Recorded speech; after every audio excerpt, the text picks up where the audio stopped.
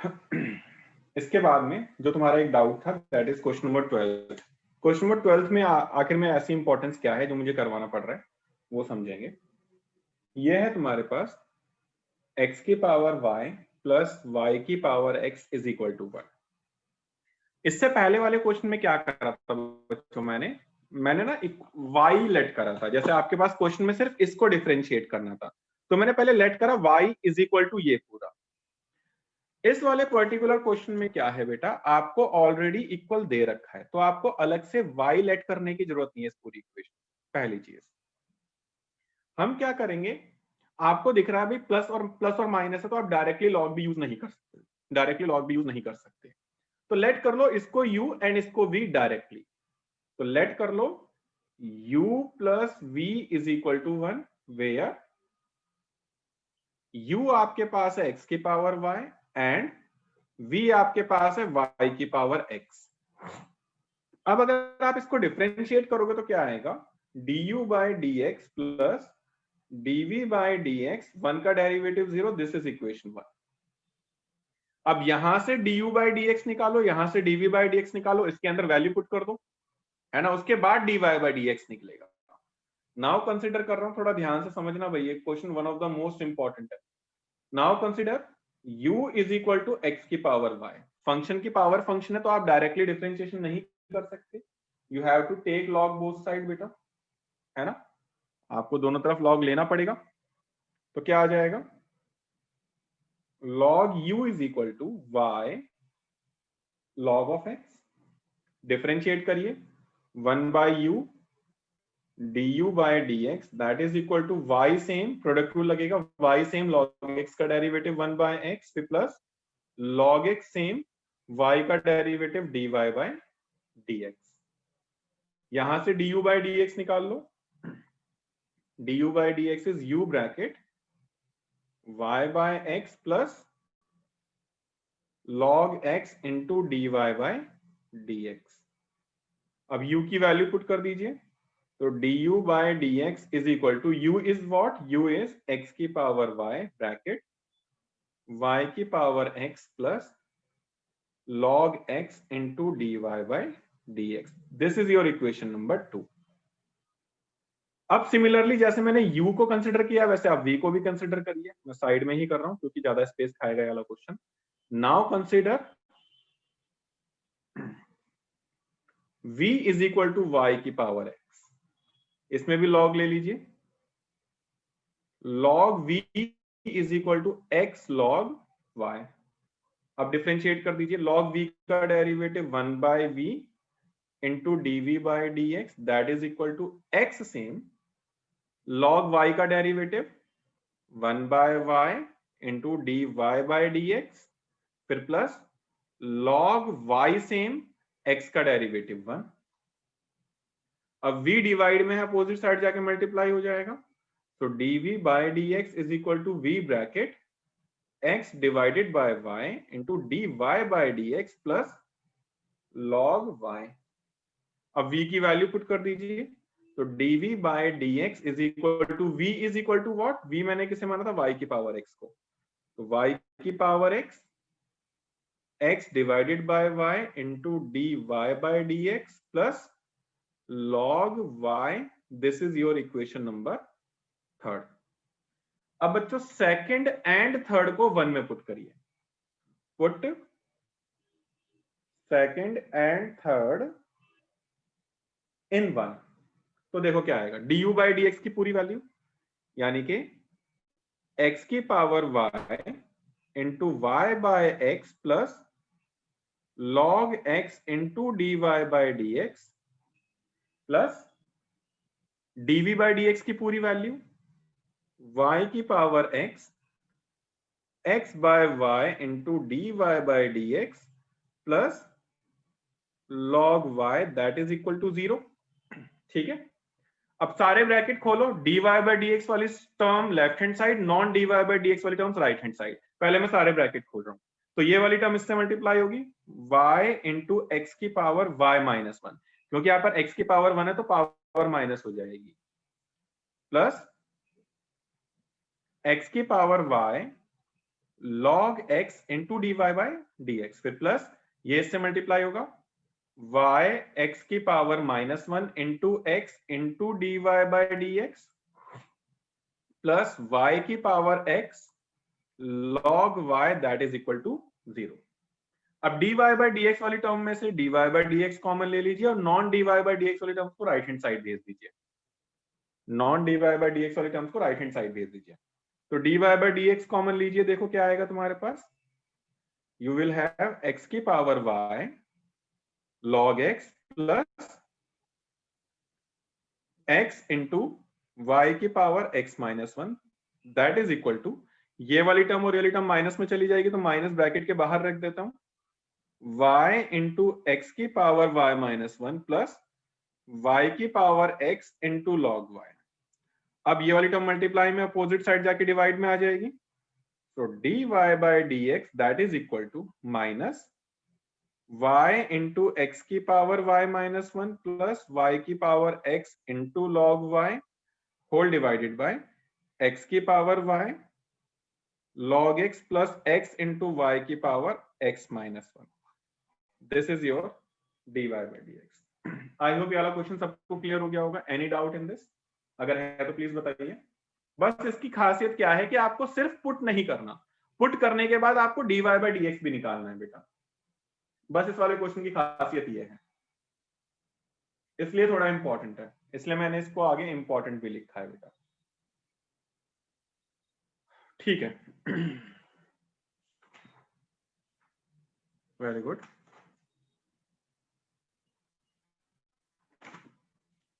बच्चों इसके बाद तुम्हारे पास आता है, ठीक है, वेरी गुड, बहुत बढ़िया। इसके बाद तुम्हारे पास आता है बच्चों differentiation of parametric function. Parametric function का डिफरेंशिएशन आप कैसे करोगे वो देखेंगे हम। भाई पैरामेट्रिक फंक्शन का डिफरेंशिएशन कैसे होगा, पहले एक बार कॉन्सेप्ट देखेंगे फिर उसके डाउट्स लेंगे। Differentiation of parametric function, differentiation of parametric function. Parametric function क्या होता है बच्चों? पैरामेट्रिक फंक्शन समझेंगे थोड़ा ध्यान से।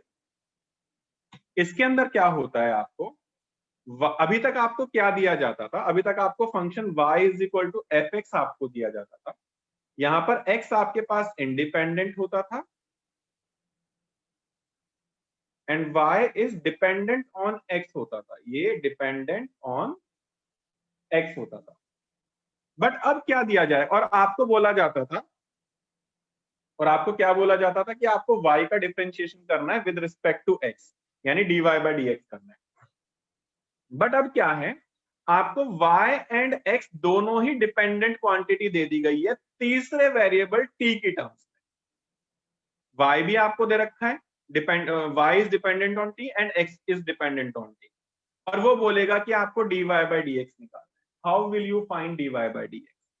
तो बच्चों इसके लिए आप क्या करो, करना कुछ नहीं, जैसा अभी तक आप कर रहे थे, y को डिफरेंशिएट करो विद रिस्पेक्ट टू t, तो you will get dy by d t that is f dash t।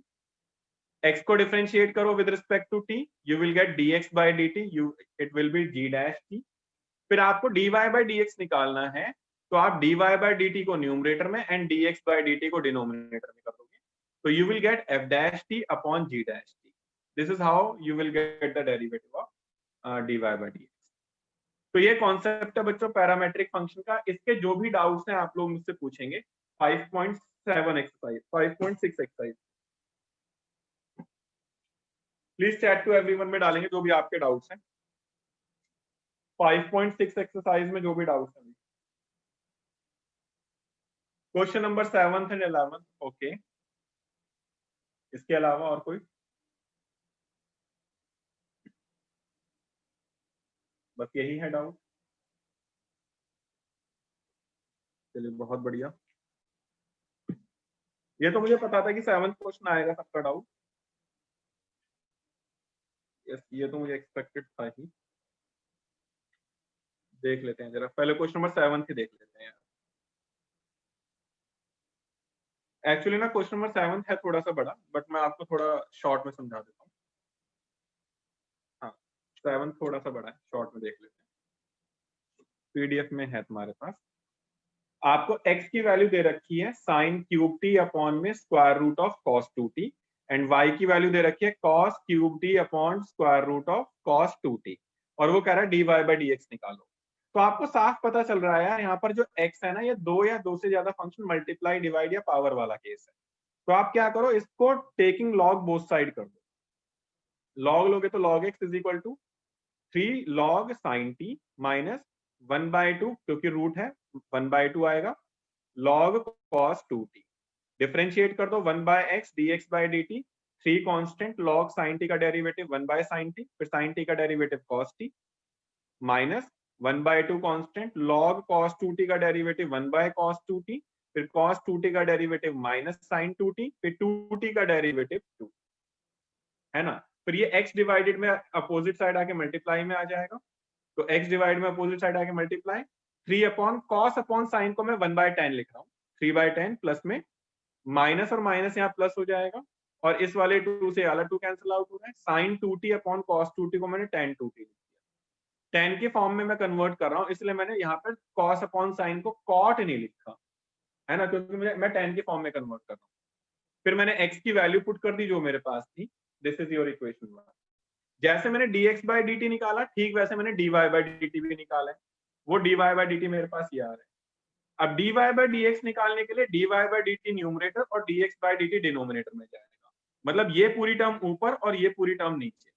तो देखो जरा क्या आएगा, dy by dx, dy by dx की जगह dy बाई dt ऊपर रखा, dx बाई dt नीचे रखा। अब देखो कुछ कैंसिल आउट हो रहा है, cos 2t से cos 2t कैंसिल आउट हो रहा है।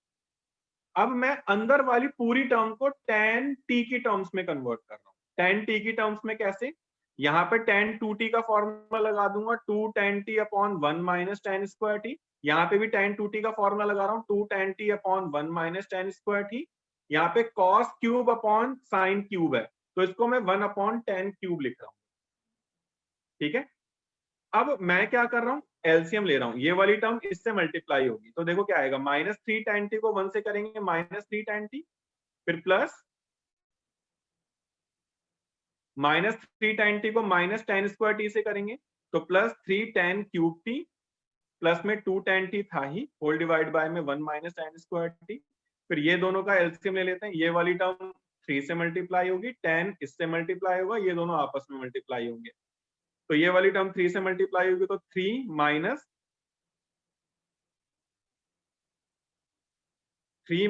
3 tan स्क्वायर t, फिर प्लस में 2 tan square t whole divide by tan t into 1 minus tan square t।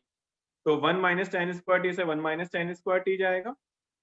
पूरा जब मैं कैलकुलेशन करूंगा तो बच्चों ये ना tan 3t का जो फॉर्मूला है उसका रेसिप्रोकल में आएगा, 3 tan t minus tan cube t upon 1 minus 3 tan square t, ठीक है। तो ये 1 बाय में tan 3t होता है और 1 बाय tan 3t आपका cot 3t होता है। मैंने आपको एक ओवरव्यू दिया है, कैलकुलेशन खुद से करिएगा by taking help from this question, इसकी पीडीएफ की हेल्प से आप कैलकुलेशन खुद से करिएगा, तब आपको मे बी क्लियर हो। मैंने आपको एक ओवरव्यू दे दिया है कि करना कैसे है, ठीक है। अब आपको करना खुद से है ये वाला क्वेश्चन। इसके बाद में कॉन्सेप्चुअली तो आई होप सबको क्लियर हो गया होगा। You have doubt in question number 11। तो 11 क्वेश्चन क्या है बच्चों, एक्स आपको दे रखा है root a sine inverse t, y दे रखा है root a cos inverse t. तो मुझे पता है, पहली बात तो एक तरीका तो ये है कि आप टेकिंग लॉग बोथ साइड करो x को, फिर जैसे मैंने पीछे करा था dx बाई dt निकाला, dy बाई dt निकाला, दोनों को डिवाइड कर दिया dy बाई dx के लिए, आपको वो मिल जाएगा जो आपको प्रूव करना है। बट इस पर्टिकुलर क्वेश्चन के अंदर खासियत क्या है, जब मैं इन दोनों को मल्टीप्लाई कर देता हूँ, अगर मैं x और y को मल्टीप्लाई कर देता हूँ तो x into y is equal to root a into root b, root a into b हो जाता है, अलग अलग रूट लिखने की जरूरत नहीं है। और आपको ये भी पता है कि अगर मल्टीप्लाई में बेस सेम होता है then powers can be added, तो a की power sine inverse t plus cos inverse t हो जाएगा। Now you know it very well कि sine inverse t plus cos inverse t तो बच्चों पाई बाय 2 होता है। Now it will become constant, ये पूरा आपका कांस्टेंट बन गया, लेफ्ट हैंड साइड में x इंटू वाई है ही। अब जैसे ही कांस्टेंट बनेगा आप डिफरेंशिएट कर दो with respect to x both side, x same y का डेरिवेटिव dy बाय dx फिर प्लस y सेम x का डेरिवेटिव 1 इज इक्वल टू ये कांस्टेंट इसका derivative 0। So dy by dx is equal to y plus का है इधर आके minus x multiply में डिवाइड, तो dy by dx is equal to minus y by x। तो ये आपको प्रूफ करना था। आई होप ये क्लियर हो गया होगा। इसके बाद में एक और, हाँ कुछ इसमें वैसे खास था नहीं। इसके बाद में तुम्हारे पास एक और टॉपिक है जो तुम्हारे सिलेबस के अंदर है, that is higher order derivative. Higher order derivative क्या होता है जरा ये भी समझ लेते हैं। हायर ऑर्डर डेरिवेटिव में बच्चों हम डबल डेरिवेटिव या ट्रिपल डेरिवेटिव, तो पहले ये समझ लेते हैं, उसके बाद उसके डाउट्स हम नेक्स्ट क्लास में देखेंगे। हायर ऑर्डर डेरिवेटिव में बेसिकली आपके पास सेकंड ऑर्डर डेरिवेटिव है। मेरी बात को थोड़ा ध्यान से सुनना, तभी आप अगली वाली एक्सरसाइज कर पाओगे। y is equal to f x होगा। अगर आपको फर्स्ट डिफरेंशिएशन करना है तो आप dy by d x both side करोगे, तो dy by d x will be f x का derivative will be f dash x. एक बार और डिफरेंशिएट करने के लिए बोलेगा तो आप डबल डेरिवेटिव लिखोगे d square y upon d x square, that is f double dash x. dy by d x को आप y1 या y डैश से भी रिप्रेजेंट करोगे, डबल डेरिवेटिव को y2 या y डबल डैश से आप रिप्रेजेंट करोगे। This is how you will represent. इसके बाद बच्चों हमें दो तीन चीजें ध्यान रखनी है। अगर प्रूफ वाला क्वेश्चन आएगा आपके पास, प्रूफ वाला क्वेश्चन अगर आपके पास आया तो आप हमेशा डबल डेरिवेटिव को अवॉइड करोगे, सॉरी डबल डेरिवेटिव में क्वोशिएंट रूल को अवॉइड करोगे। मैंने क्या बोला, अगर प्रूफ वाला क्वेश्चन आता है आपके पास तो आप डबल डेरिवेटिव के अंदर क्वोशिएंट रूल को अवॉइड करोगे। फॉर एग्जांपल कैसे भाई, जैसे एक तुम्हारे पास क्वेश्चन आता है, यही क्वेश्चन है, let's suppose y is equal to 3 cos log x plus 4 sin log x, और वो कह रहा है प्रूफ करना है x square y2 plus x y1 plus y is equal to 0। यहाँ पे y2 y1 आ गया, डबल डेरिवेटिव की बात कर रहा है। तो मैंने क्या कहा कि डबल डेरिवेटिव करते समय आपको क्वोशिएंट रूल अवॉइड करना है। अवॉइड कैसे करोगे, जो भी टर्म डिवाइड में आ रही होगी आप उसको लेफ्ट हैंड साइड ले जाओगे मल्टीप्लाई में, एंड देन दोबारा डिफरेंशिएट करोगे, आपको वो मिल जाएगा जो आपको प्रूफ करना है। कैसे अवॉइड करोगे, इसका मतलब ये है कि आपको अवॉइड करना है, जरूरी नहीं है कि ऐसे ही हो। आप डायरेक्टली आप फर्स्ट डेरिवेटिव निकालो, सेकंड डेरिवेटिव निकालो, एलएचएस में वैल्यू पुट करो, यू विल गेट आरएचएस, ऐसा भी हो सकता है। बट कोशिश हमें करनी है अवॉइड करने की क्वोशिएंट रूल को, है ना। For example y is equal to 3 cos log x plus 4 sin log x था आपके पास, y1 क्या आएगा, 3 cos log x का डेरिवेटिव क्या आएगा, minus sin log x into log x का डेरिवेटिव 1 बाय x, फिर प्लस में 4 कांस्टेंट sin log x का डेरिवेटिव cos log x, फिर log x का डेरिवेटिव 1 बाय x, ये y1 आया। अब अगर मैं y2 निकालूंगा तो आपको होता है अपॉन में x आ गया तो क्वोशिएंट रूल लगेगा, sin log x whole divide by x, इसके अंदर क्वोशिएंट रूल लगेगा। तो मैं क्या कर रहा हूं, जो ये दोनों में x डिवाइड में आ रहा है, मैं डिफरेंशिएट करने से पहले लेफ्ट हैंड साइड मल्टीप्लाई में ले जा रहा हूं, मल्टीप्लाई में ले गया फिर दोबारा से डिफरेंशिएट कर रहा हूं। x सेम y1 का डेरिवेटिव y2 प्रोडक्ट रूल लगेगा, फिर प्लस y1 सेम x का derivative 1, that is equal to minus sin log x का डेरिवेटिव sin log x का cos log x, फिर log x का 1 बाय x, फिर minus cos log x का, sorry यहाँ प्लस था तो यहाँ माइनस क्यों आ रहा है, क्योंकि cos x का डेरिवेटिव माइनस sin x होता है, इनटू में जिसे x माना उसका डेरिवेटिव। अब यहाँ पर और यहाँ पर फिर से x आ रहा है डिवाइड में, मैं इसको लेफ्ट हैंड साइड में मल्टीप्लाई में लेकर जा रहा हूँ, ये वाला माइनस कॉमन ले लिया, फिर मैंने ध्यान से देखा कि यार ये वाला पार्ट तो y है, तो इसको मैंने y लिख दिया, और यही आपको प्रूफ करना है। आपको अलग से वैल्यू पुट करने की जरूरत नहीं है, यही आपको प्रूफ करना है, हेंस प्रूव्ड आपको मिल जाए।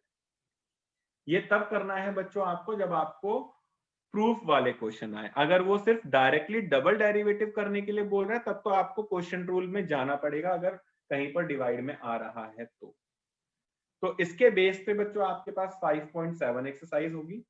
5.8 एक्सरसाइज डिलीट हो गई है, सिलेबस में नहीं है, वो करने की जरूरत नहीं है, और मिसलेनियस आप लोग कर लीजिए। नेक्स्ट क्लास के अंदर 5.7 मिसलेनियस एंड अरिहंत के हम डाउट लेंगे, और नेक्स्ट क्लास आपकी लास्ट क्लास होगी इस चैप्टर की, उसके बाद फिर मैं AOD स्टार्ट करूंगा, एप्लीकेशंस ऑफ डेरिवेटिव।